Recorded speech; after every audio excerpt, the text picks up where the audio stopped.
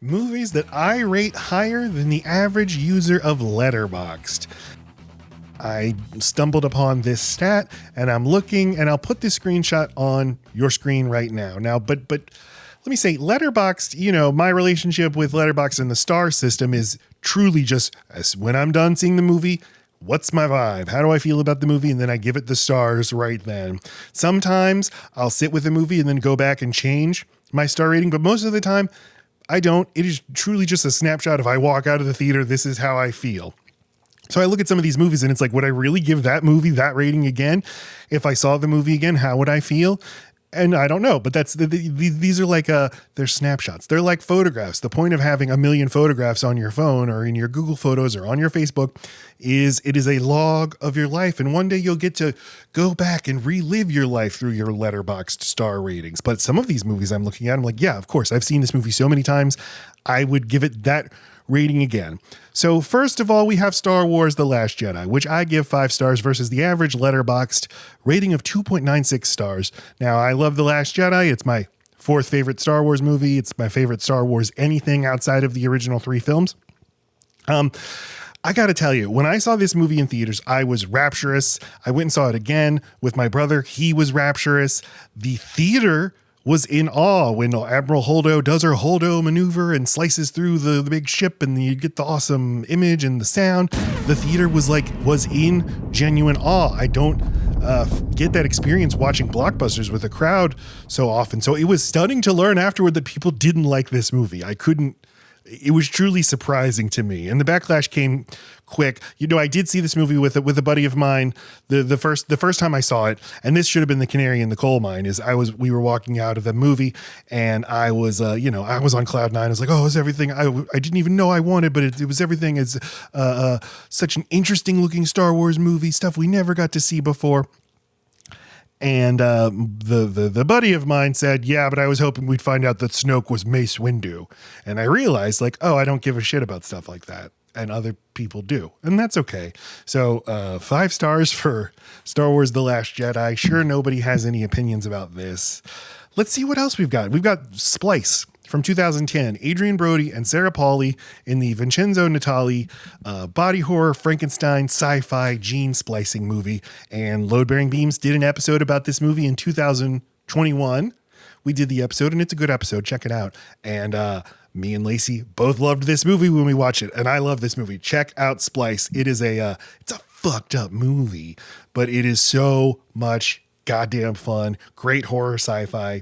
Great practical prosthetic little monster puppet. And don't want to say too much because the directions this movie goes, I'm just in such gratitude that it goes there. What else do we have? Wonder Woman 1984, I give 4 stars versus 2.09 average. Now, this is a movie that I truly don't know how I would feel if I watched it again, but I did.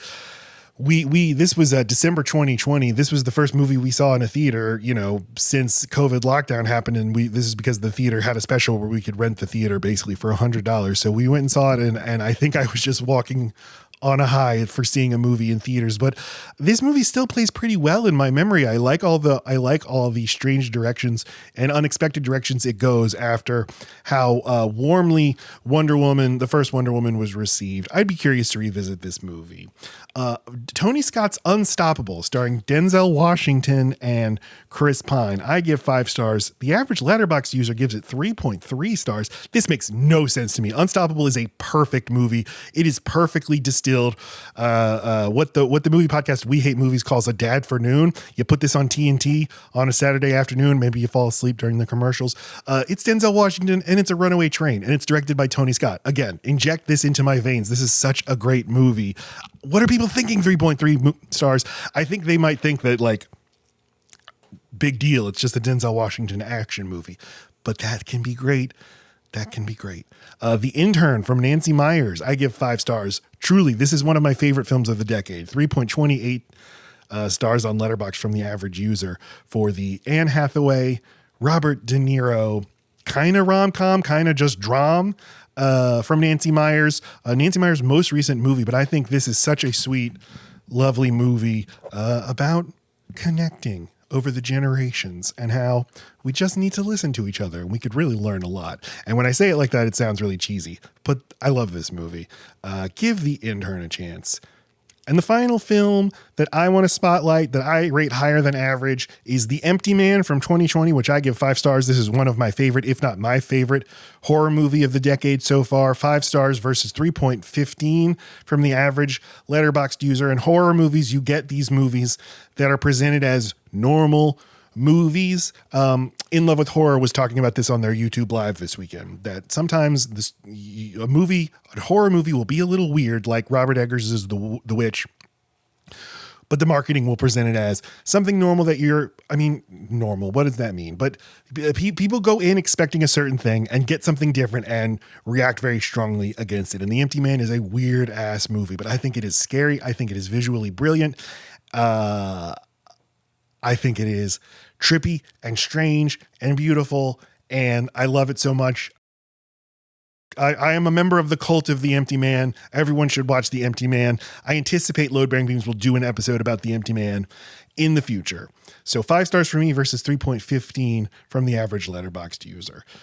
Some of these other movies like Serenity, I've only seen it once, but I liked it, but no one else likes it. But I don't know if I would like it again. It's just I watched it one night 5 years ago and had a good time. Gemini Man, I liked a lot. Same thing.